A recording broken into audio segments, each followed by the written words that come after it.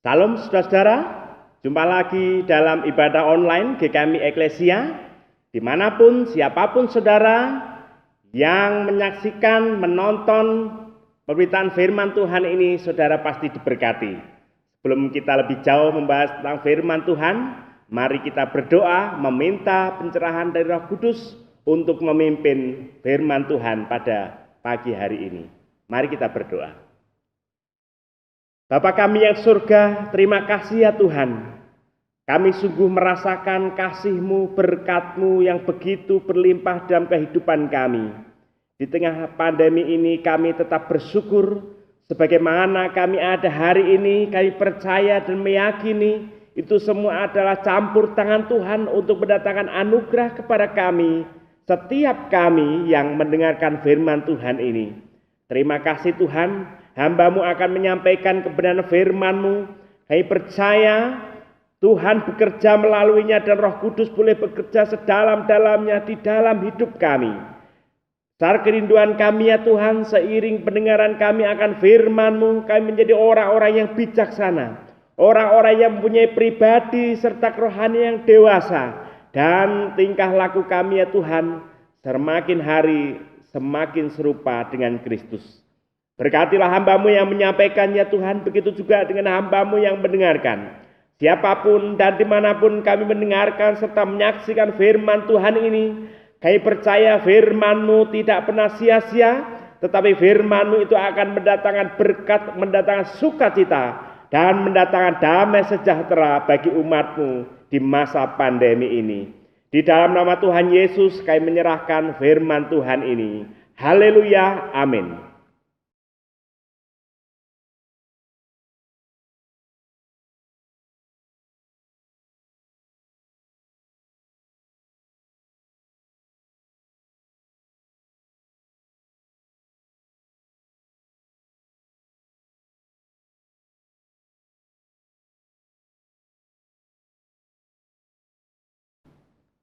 Saudara yang dikasihi Tuhan, kali ini saya memberikan judul khotbah saya yaitu mengelola waktu menangkap kesempatan. Mengelola waktu menangkap kesempatan. Firman Tuhan terambil dari surat Efesus pasal yang kelima ayat 15 sampai 17. Saudara, hari-hari ini kita dalam tanda kutip kelebihan waktu. Itu sesuatu yang benar-benar harus diakui saudara-saudara. Dan dalam waktu itu juga kita dituntut untuk benar-benar mengolah waktu itu. Supaya kita mengerti kehendak Tuhan dan kita mengerti momen-momen ilahi dan kita mampu menangkap kesempatan. Tanpa pengolahan waktu yang baik, kesempatan akan hilang, kesempatan akan lari dan sia-sia. Saudara-saudara, viral, setelah ini itu mantra hari-hari ini saudara. Seseorang itu dalam benaknya, hati dan pikiran bahkan tujuan hidupnya itu cuma satu, viral. Viral saudara-saudara, ada seorang pemuda, beberapa waktu yang lalu saya baca di Facebook begitu, ada seorang pemuda cuma duduk diam menatap kamera, cuma kedip-kedip. Dan itu berlangsung kira-kira 2 jam 20 menit lebih saudara-saudara. Enggak ngapa-ngapain. Cuma duduk diam menatap kamera bengong selama 2 jam. Anehnya ribuan yang menonton saudara-saudara. Viral. Dan hari-hari ini karena kita itu masa-masa lockdown di beberapa daerah dan kita sudah memulai normalitas baru atau new normal. Saudara-saudara, sebuah laporan yang perlu kita cermati dari Nintendo. Ya, Nintendo itu sebuah perusahaan digital game asal Jepang. Nah, perusahaan ini memperoleh peningkatan profit yang luar biasa. Berapa saudara? Besarnya 428%. Peningkatan profit ratusan persen. Luar biasa saudara-saudara. Jadi ternyata selama lockdown di berbagai negara, ternyata ini menyebabkan banyak orang mengalami kebosanan, kejenuhan. Mungkin ada dan saya juga merasakan hujaman ini, saudara, kejenuhan dan kebosanan. Dan orang itu dalam tanda kutip, kelebihan waktu. Nah, digital game seperti Nintendo itu ternyata dipilih oleh sebagian orang untuk mengatasi situasi yang lockdown ini. Mungkin ada dari beberapa saudara menggunakan Nintendo. Kalau saya jelas enggak, karena saya orang jadul, orang desa, tidak terlalu tertarik dengan Nintendo, saudara. Tapi ini realita yang harus kita hadapi. Bagaimana Anda dan saya sebagai orang beriman ditantang sedemikian rupa untuk benar-benar berhikmat, mampu mengolah waktu, memanajemen waktu itu dengan baik. Supaya apa?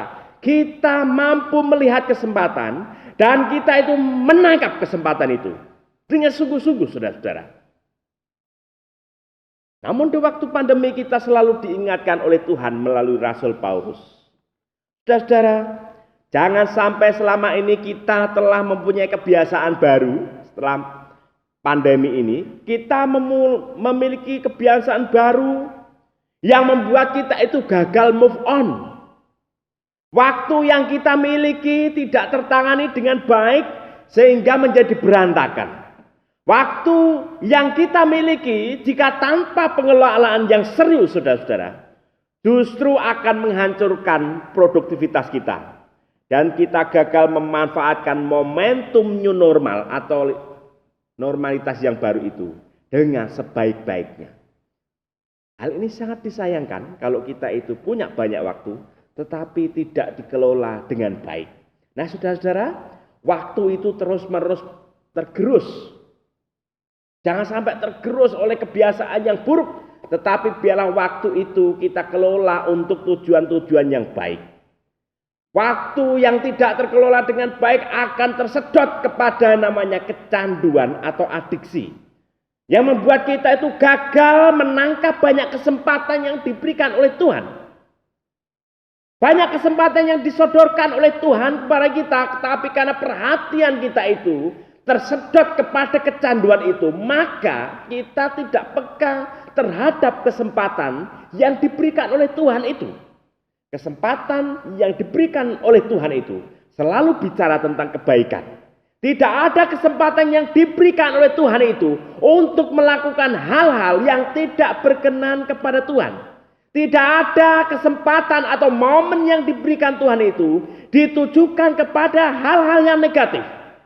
Setiap waktu, momen, kesempatan yang diberikan oleh Tuhan itu bertujuan untuk memuliakan Tuhan yang tercermin di dalam tindakan-tindakan yang baik, salah satunya mengelola waktu dan menangkap kesempatan yang Tuhan berikan itu. Nah, saudara-saudara yang kasih Tuhan, jangan sampai waktu kita itu tergerus. Satu hal yang harus kita ingat orang-orang Kristen adalah waktu itu tidak sekedar masalah sepele.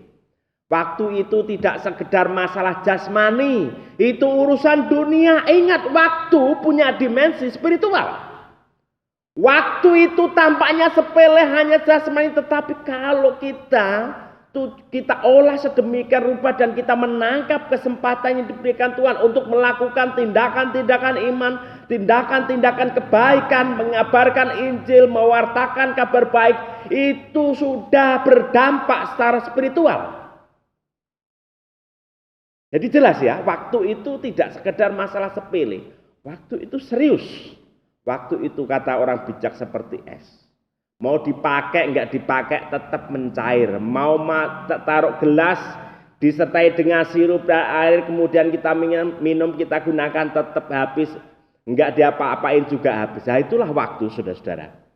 Tetapi waktu itu juga punya dimensi spiritual. Saudara, kedewasaan rohani seseorang bisa dilihat bagaimana dia itu hidup.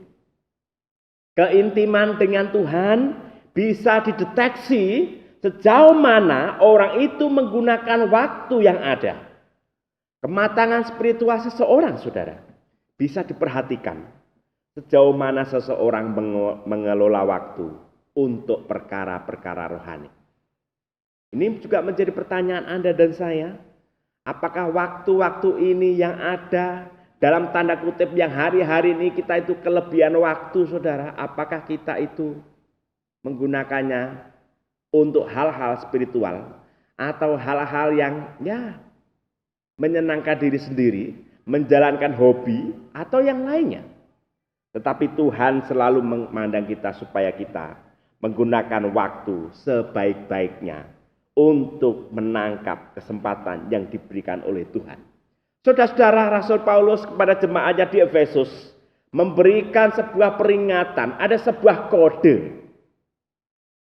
Ada sebuah nature atau sifat orang yang sudah percaya kepada Tuhan Yesus. Orang yang sudah dalam kategori anak terang. Orang yang sudah menjadi manusia baru.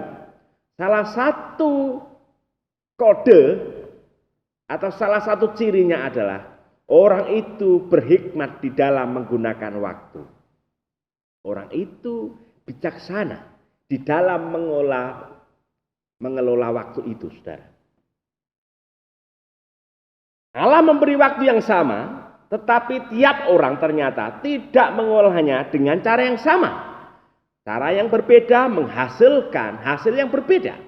Nah ini saudara-saudara. Rasul Paulus di sini, saya bacakan. Karena itu perhatikanlah dengan seksama bagaimana kamu hidup.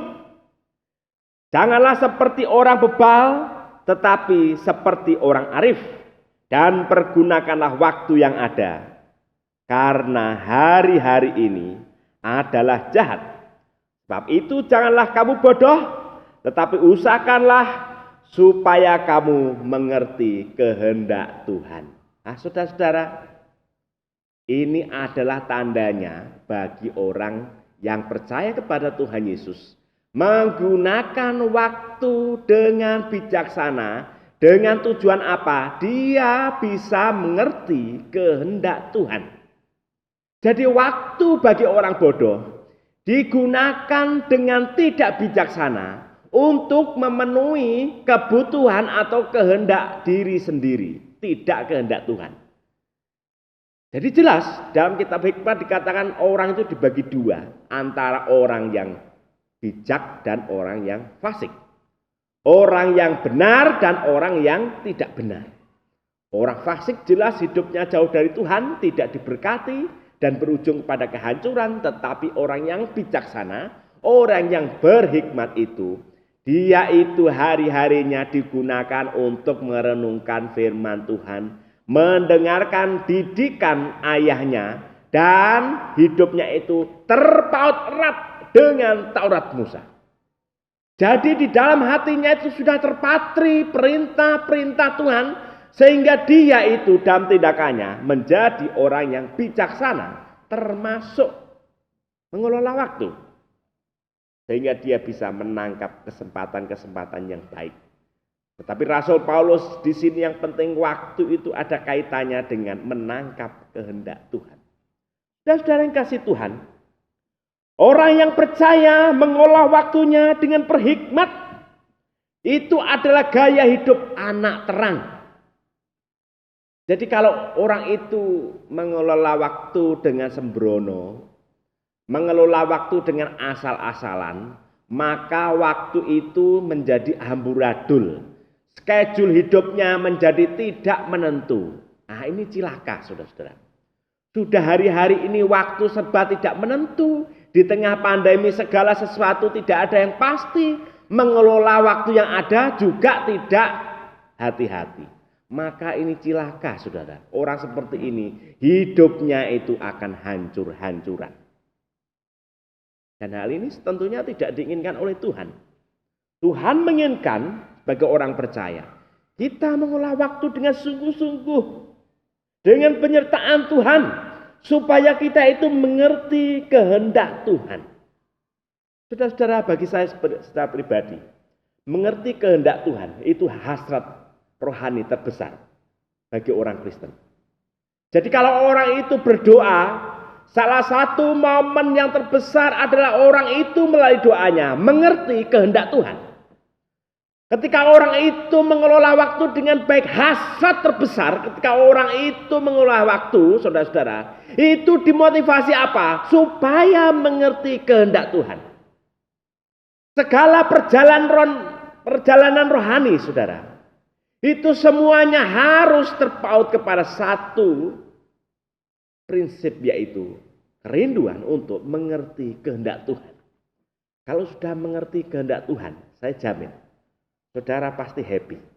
Saudara pasti mendapatkan kenikmatan rohani yang luar biasa. Saudara akan menemukan kelegaan. Dan saudara akan mencicipi kedamaian itu seperti apa ketika Anda dan saya mengerti kehendak Tuhan. Maka bagi Rasul Paulus, dia mengajarkan kepada jemaatnya di Efesus supaya mereka mengerti kehendak Tuhan. Dengan cara apa? Dengan cara menggunakan waktu dengan bijaksana. Saudara yang dikasihi Tuhan, kita harus mengerti dan peka terhadap kehendak Tuhan. Karena ini adalah sebuah hasrat terbesar bagi kehidupan orang yang percaya. Kalau orang itu mengerti kehendak Tuhan, secara langsung orang itu pun bisa memilih mana kehendak Tuhan dan mana yang tidak kehendak Tuhan. Kemudian setelah paham itu kehendak Tuhan, orang itu bisa menolak apa yang jahat dan melakukan apa yang baik.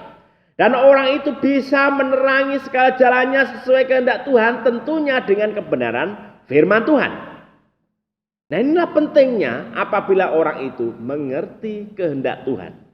Dari sinilah saudara-saudara, ketika kita menggunakan waktu untuk mengerti kehendak Tuhan, waktu yang sebenarnya jasmani itu, waktu yang sebenarnya profan atau duniawi itu, saudara, punya dimensi spiritual.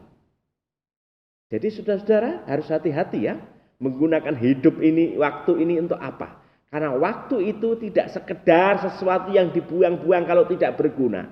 Waktu itu, saudara, waktu punya dimensi rohani.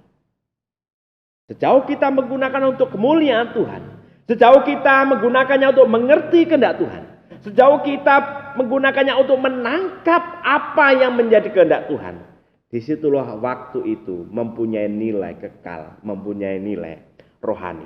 Saudara-saudara, Rasul Paulus ini memberikan suratnya kepada jemaat di Efesus, di mana pada waktu itu budaya yang berkembang, saudara-saudara, itu ada budaya Yunani dan Romawi, dan mereka itu mempunyai sebuah budaya suka pesta.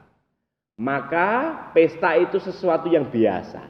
Tetapi kalau pesta pora, inilah menjadi gaya hidup yang berbahaya. Apa sih pesta pora itu? Pesta pora itu tidak sekedar pesta. Kalau pesta oke, saudara-saudara. Tetapi kalau pesta pora itu, endingnya itu selalu berbahaya. Saudara, saya pernah memimpin ibadah. Ini ceritanya pesta ulang tahun. Meriah, saudara-saudara. Mimpin ibadah semua sukacita, memuji Tuhan, mendengarkan firman Tuhan. Amin, haleluya, amin, saudara-saudara. Setelah itu apa? Saya dengar berita berikutnya, ternyata endingnya itu mabuk-mabukan. Saudara-saudara, wah, itu sesuatu yang tidak seharusnya terjadi. Tuhan tidak suka. Awalnya menggunakan waktu untuk ibadah, tapi ketika hamba Tuhannya itu sudah ngilang, sudah pulang, maka yang keluar itu tidak kopi lagi, tetapi yang keluar itu minuman keras, beralkohol. Orang itu memuji Tuhan tidak disadari oleh kerinduan mengabdi, menggunakan waktunya untuk mengabdi kepada Tuhan melalui pujian. Tetapi pujian itu disebabkan apa? Mabuk, saudara-saudara. Itulah yang namanya pesta pora. Sebuah acara pesta yang selalu diakhiri dengan hal-hal yang memilukan hati Tuhan, bukan memuliakan Tuhan. Ini suatu kekejian di hadapan Tuhan. Nah, seperti itu. Dari dulu itu sudah ada. Zaman Romawi, zamannya orang-orang Yunani, dua daerah ini punya budaya, yaitu pesta pora. Kalau orang itu sudah pesta, saudara, orang itu sudah berlaku tidak seperti manusia lagi. Tetapi mereka itu berlaku seperti binatang. Mereka itu bisa, zaman Romawi dulu, sudah biasa. Kalau sudah pesta, mereka mabuk-mabukan, setelah mabuk-mabukan ya sudah, mereka berhubungan satu dengan yang lain tanpa ada aturan, saudara-saudara. Bahkan berbeda lawan jenis sama lawan jenis, berhubungan di situ ketika mereka itu pesta pora.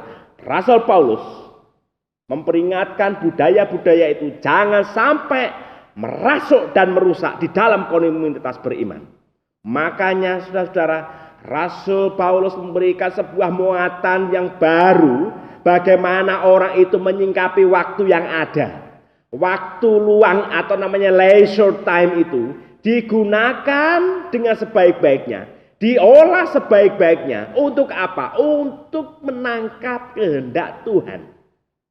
Bukan untuk menangkap kehendak sendiri, membuat perencanaan untuk memenuhi kebutuhan sendiri, bukan. Tetapi ini masalah yang serius hari-hari ini. Bagaimana hari-hari ini adalah hari-hari yang jahat. Terbukti hari-hari ini banyak orang yang kecanduan.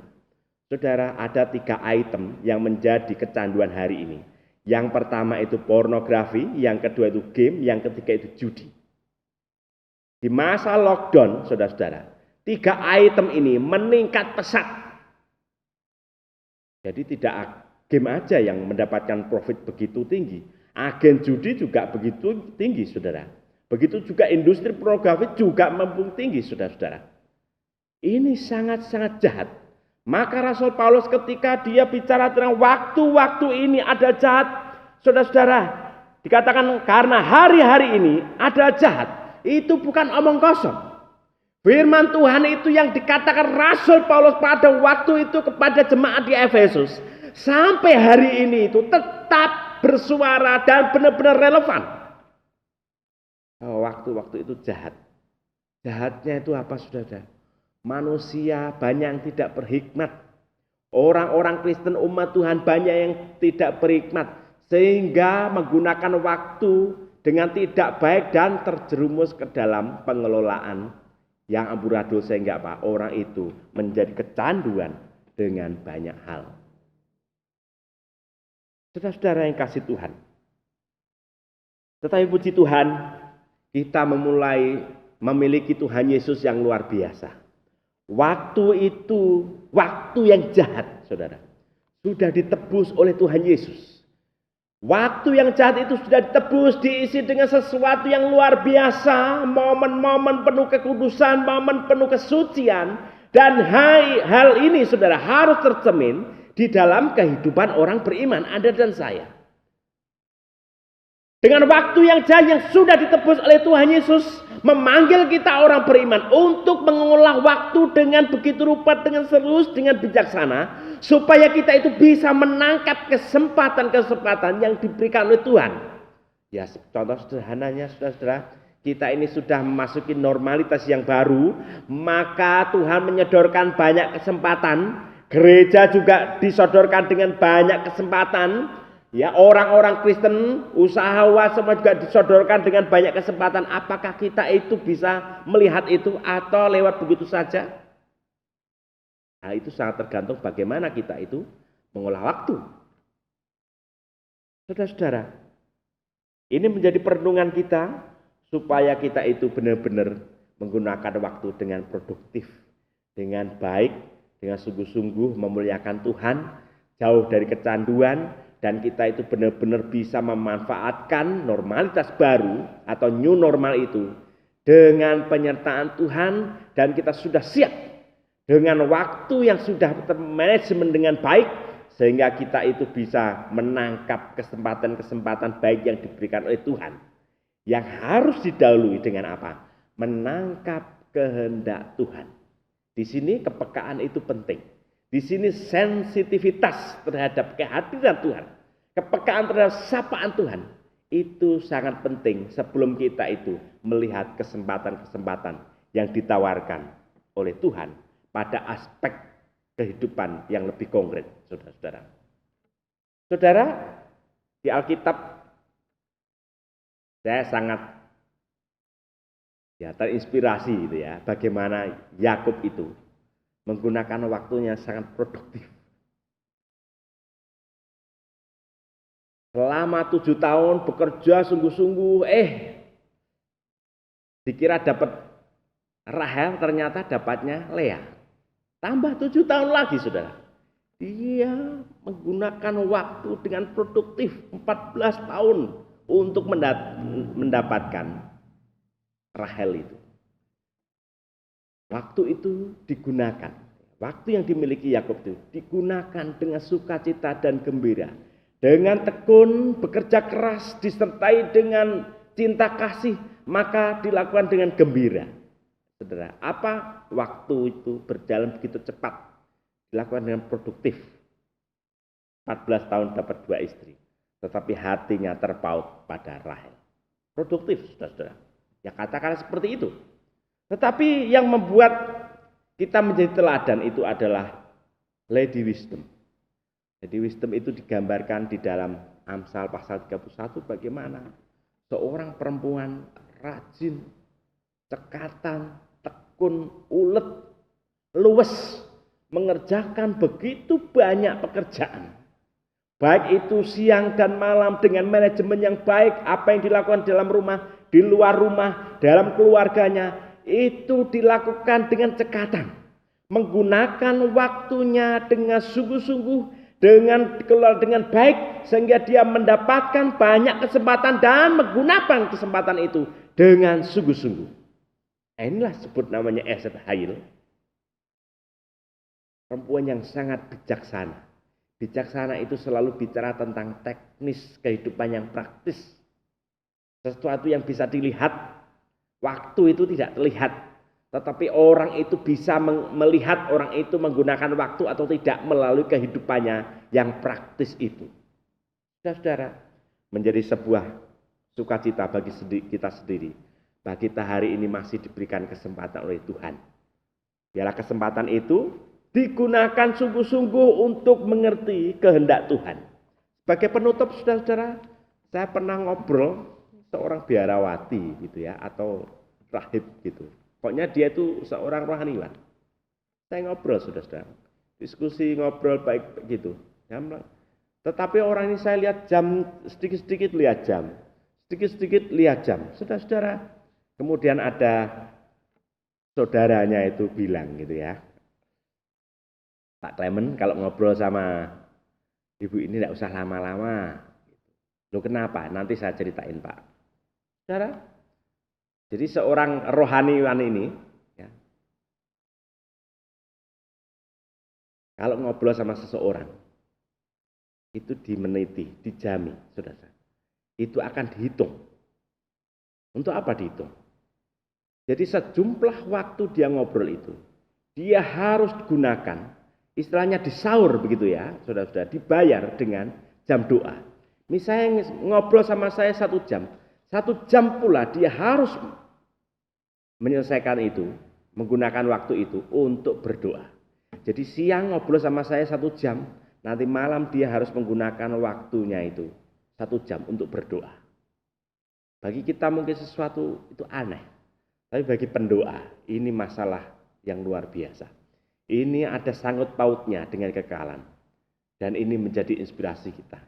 Baiklah kita menggunakan waktu-waktu ini yang dikatakan dalam Rasul Paulus, waktu-waktu yang jahat, dengan semangat dunia yang menghancurkan, dengan godaan dunia yang begitu masif kuat, dengan cobaan-cobaan yang ada. Saudara-saudara, kalau kita tidak menggunakan waktu dengan baik, maka kita gagal menangkap kesempatan. Kalau kita itu gagal menangkap kesempatan, kita tidak akan mengerti kehendak Tuhan. Tetapi marilah melalui Rasul Paulus kita diingatkan, marilah kita menggunakan waktu dengan bijaksana, dengan berhikmat, tidak seperti orang bodoh. Yaitu kita mengelola waktu dan menangkap kesempatan yang diberikan oleh Tuhan. Selama masih ada kehidupan, Tuhan memberikan waktu, dan selama itu Tuhan memberikan kesempatan kepada saudara-saudara. Kesempatan itu untuk apa? Apakah untuk diri sendiri, atau untuk Tuhan, atau untuk yang lain? Kiranya ini menjadi bahan perenungan bagi kita. Tuhan Yesus memberkati. Amin.